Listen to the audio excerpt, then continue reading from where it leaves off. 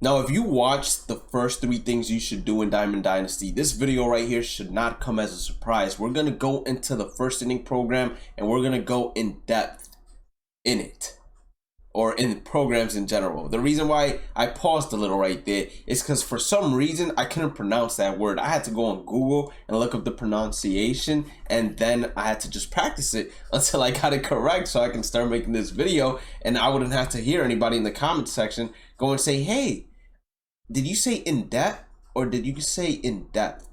So I had to practice that a couple of times. I'm not gonna lie to you all, but let's start with the featured programs. This is usually where the first inning program is, where most of the inning programs, if not all of the inning programs, are going to be at. So the first inning program to me is one of the most important inning programs for a new player, essentially, because it sets the rubric for following along the lines of the next couple of programs that come out. So first things first, in order for you to obtain rewards, you need to get program points. As you guys can see, I got 715 program points out of 1,000, and you will be able to scroll through the program to see what rewards you unlock at certain points. So that's great.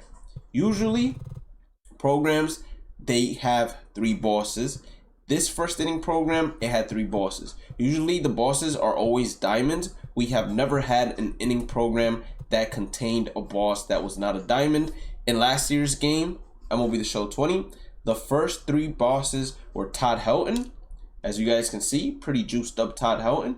We had ourselves Roy Oswalt. Pretty juiced up Roy Oswalt was the best starting pitcher in the game at launch, in my opinion, besides Corey Kluber, but I would say not everybody was able to obtain Corey Kluber until maybe a week or 2 into the game. And then Duke Snider, out of all 3 bosses, he was the worst one. But as you can see, you are going to get yourself a pretty juiced up diamond. And then they usually have what we call henchmen.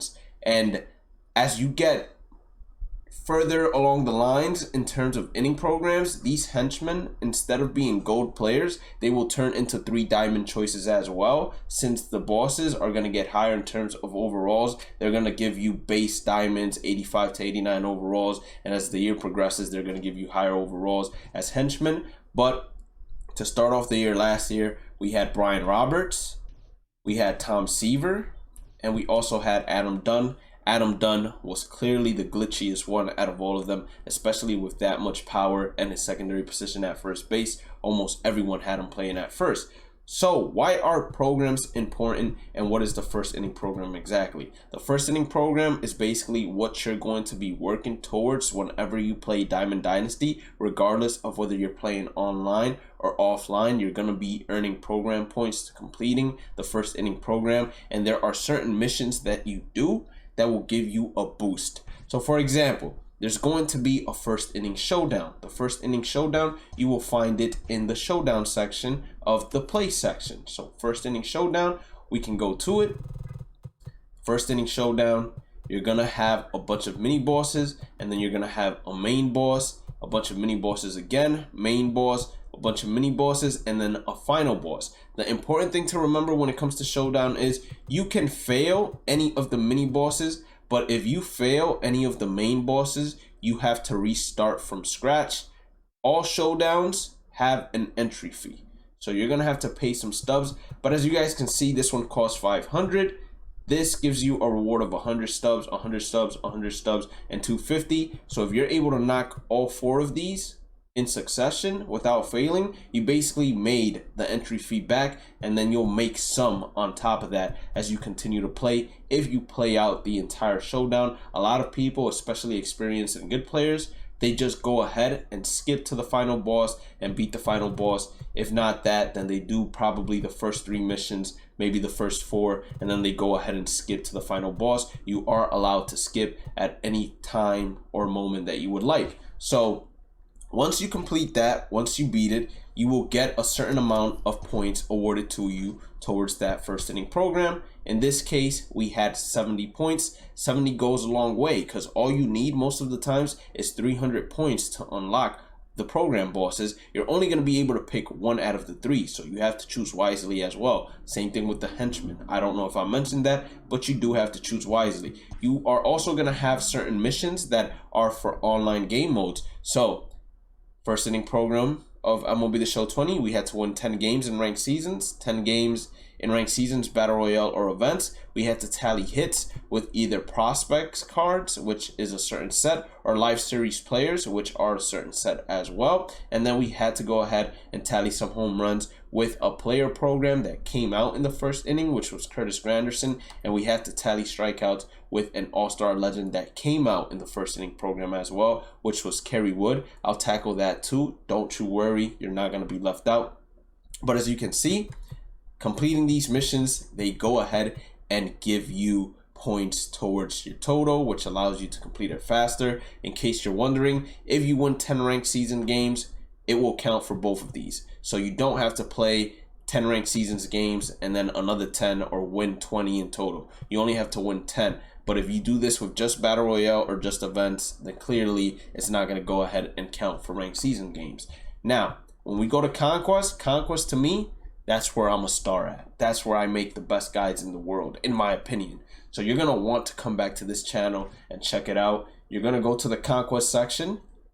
Just in case you did not know, if you ever wanted to go straight to the Showdown, all you had to do, well, apparently that doesn't work for Showdown, but for Conquest, if you ever want to go straight into Conquest, all you have to do is press X or whatever the X button is on your controller, and it will take you straight to the Conquest screen. If you want to go manually, just go to Conquest.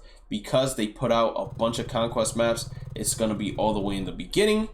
The Conquest map, I'm going to go ahead and make a guide to in the future. I might make a video before MLB The Show 21 comes out telling you everything you need to know about Conquest. But trust me, I'm going to be making guides to every single Conquest map. So just stay tuned for that when it does come out. Now, these are goals. These are the most important things in the world. If you do not complete, listen to me clearly, if you do not complete every single goal on this Conquest map for inning programs, you will not obtain the extra points towards the program. You might complete the map, but it's not going to count as completed towards the program. If it says steal 3 million fans, you better, in the steal fans phase, steal 3 million fans. You don't have to do it all in one turn. Usually you can steal 1 million fans per turn. You can steal up to 5. It's 1 to 5. As you scale up the amount you're stealing, the difficulty of the game also scales up. So at 5 you will get legend, at 1 you will do rookie, at 3 you get all-star. So if you want to do it all in one take,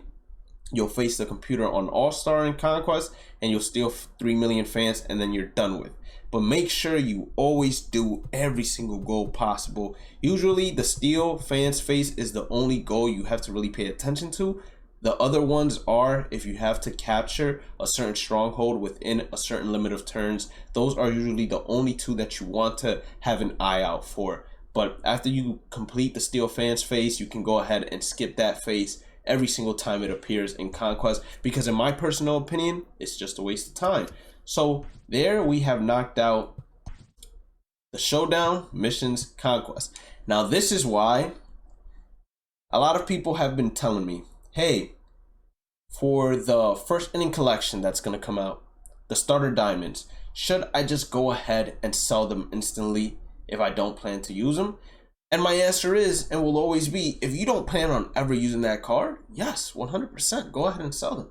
Because eventually, throughout the game cycle, we're going to be getting a bunch of packs that are going to give those players back. But if you're looking to be one of the first ones to complete that first inning program, you're going to have to collect all 10.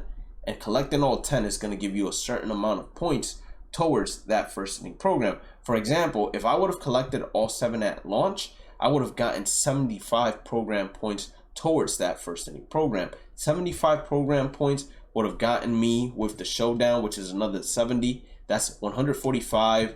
Me completing Conquest, that would have been 175.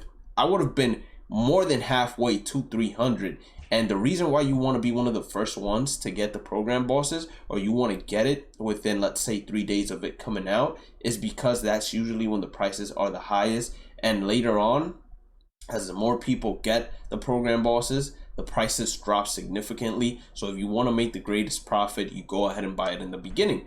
So that's why starter diamonds, if you don't ever plan on using them, sell them. But if you plan on being one of the first ones to complete that first inning program, then you're going to want to go ahead and lock it in and buy the other ones available as well. Then we're going to go ahead and enter moments. Moments, you can do it once again through the program or manually. I prefer manually. So for manually, you go to play, you're going to go to moments. It's going to say first inning program, first inning moments basically. And then it's going to have certain moments you have to do. You enter them. It's certain attributes that you have to obtain. These attributes, these statistics, these stats that you have to obtain, they will never count towards any mission requirements for anything in Diamond Dynasty. They are exclusive to moments. They will never count for anything else. So if you hit a home run with Curtis Granderson and tally 3 extra base hits, it will not count towards you completing a mission requirement for the team affinity for the Yankees or for the player program of hitting 10 hits with Yankee players for Curtis Granderson, as an example. Moment stats are exclusive to moments and moments only. So you go ahead, complete all these moments, and completing all the moments is going to go ahead and give you some extra program points as well. And that's basically how you get a jumping head start towards completing the first inning program and getting 300 stars. As you continue to play, they'll be adding more player programs. As you continue to play, you'll bypass the first inning programs bosses packs, and then you'll be able to earn yourself some extra goodies as you continue playing the game. Now, that is featured programs. Those are usually the inning programs. We also have player programs. This is what came out in the beginning of the game. You're going to see it labeled as first inning. So the first inning program, that's what came with the first inning. You go ahead and check it out. It's going to say certain missions you have to accomplish. You can do a play versus CPU and beat the Yankees on All-Star. To me, that's usually a waste of time. All you want to go ahead and do is either the online missions or nothing else. You want to do the online missions. It's the fastest to knock it out, in my personal opinion, besides doing moments. If you want to do the moments, you can do the moments. Usually moments end up adding up to 48. So then you do have to go ahead and do that play versus CPU mission. But if you do not want to play against the CPU, waste 9 innings, unless you're looking for a lot of mission requirements. If you're looking for a lot of mission requirements, I recommend it, but you're going to get it regardless because of Conquest. You're going to go ahead and do play versus CPU if you're just going to do offline grinding in the beginning of the game. But that's how you go ahead and complete them. And then that's how you get that Curtis Granderson that in the first inning program, it said, hey, in order for you to get some extra points, we need you to hit a certain amount of home runs so you can get an extra 10 points. You guys saw there was a Kerry Wood program right next to Curtis Granderson. Same thing. You unlock that Kerry Wood. You have to get a certain amount of a certain stat with that Kerry Wood online, and then boom, you get an extra amount of first inning programs as well. That's usually what the player programs consist of. We're going to go to Kerry Wood real quick. That's usually what they consist of. They consist of missions that are either specific to the team or specific to the player's position, getting a certain amount of stats with it. That's why I say to always make a notepad, Excel sheet, or get a notebook out and write these down, because you don't want to forget. And if the player program has multiple stages to it, you don't want to forget and not be working towards the stage 2 missions, etc. So you always want to write that down. The moments are always going to be available, so always keep that in mind. And then of course there are evolutions, which was something that came back to the game last year. I'm not sure if we're gonna have it again this year, but basically they allowed us to pick a starter version of a card, and as you guys can see, there are 2 stages here. So we started it off with, as you all can see here, a bronze version of the card. It was a 72 overall for Carlos Gonzalez, 78 overall for Dennis Eckersley, 76 for Eddie Matthews, 79 for Pudge.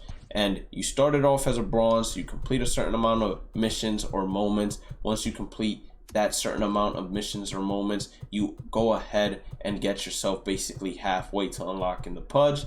For evolution, it was just strictly moments, so it was strictly offline grinding. Once you got 30 of 30, you unlocked stage 2. In stage 2, that's where you had to complete stat missions, and once you got those stat missions done, you got yourself that player unlocked. and you don't even have to press anything to redeem a player. Usually when the game ends, after you have completed that player's mission requirements, you get that player. So you don't even have to ever go back, not even for packs or anything. It gets added to you automatically. Monthly awards, you're not going to be worrying about this in the beginning of the game cycle because it doesn't come out till the end of the month.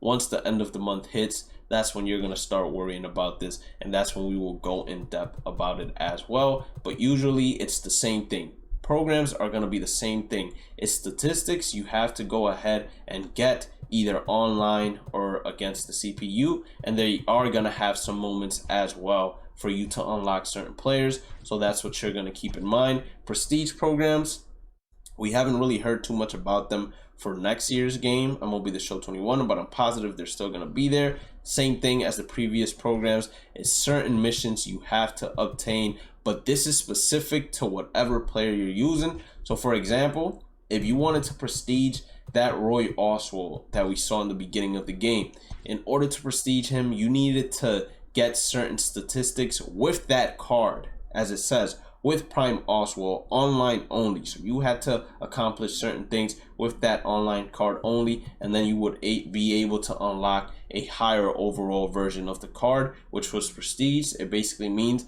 that in every single attribute they add +3 to it, and that's the beauty of it. That is basically player programs in a condensed 16-minute video. I tried to make it as soon, or not as soon, but as fast as possible. But I get carried away because I want you guys to know every single little detail that you need to know when it comes to programs, because they are very important when it comes to unlocking players, when it comes to getting extra rewards, and when it comes to just maximizing the profit that you can make sometimes from obtaining certain cards, or even acknowledging collecting or not collecting certain cards, seeing the importance of it. But that is going to be it for today. If you did end up enjoying today's content, make sure you guys hit that like button, red subscribe button, turn on that notification bell, click on the channel community tab, interact with me there. More Bhlademyst, got a reaction channel, got a variety gaming channel, check those out. And then last but not least, follow me on all my socials. Have a blessed day and night. Stay positive, stay safe, stay blessed. Love you all. Take care. I'll catch you all on the next one. Peace out.